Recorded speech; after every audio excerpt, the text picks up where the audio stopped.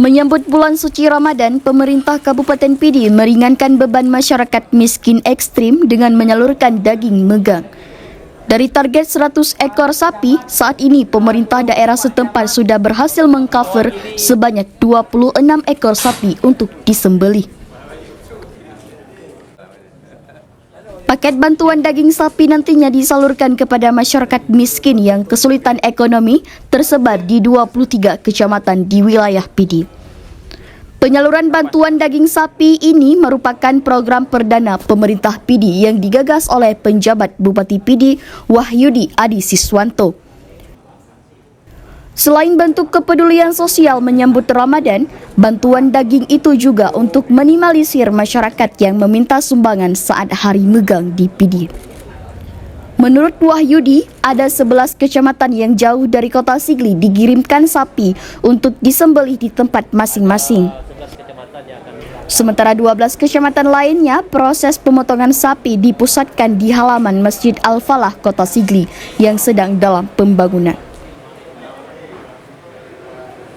Yang utama fakir miskin kita salurkan di seluruh kecamatan di Kabupaten Pidi. Yang kecamatan yang jauh ada 11 kecamatan, kita kirim sapinya biar dipotong sendiri. Sementara yang lain yang dekat-dekat kita kirim paketan, ada sekitar 72 paket per kecamatan. Untuk sapi ini Pak, dari mana sebenarnya? Sapi ini sumbangan masing-masing dari Pemda Kabupaten Pidi, masing-masing orang nyumbang. Boleh 1, boleh 2, boleh 3. Dari Bang Aceh 2. Dari beberapa tokoh-tokoh masyarakat yang baik yang di luar Pidi juga. Yang di luar Pidi antusias juga memberikan sumbangan baik bersama-sama maupun perorangan. Untuk target yang ini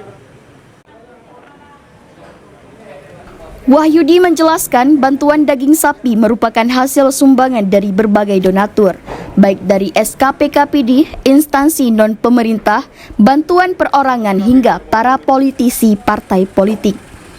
Ia mengatakan para donatur baik yang tinggal di Pidi maupun di luar Aceh sangat antusias menyumbang untuk mendukung pemerintah Pidi dalam menyukseskan program Pagar Bambu Putih. Dari Kabupaten Pidi, Rudi Loka melaporkan.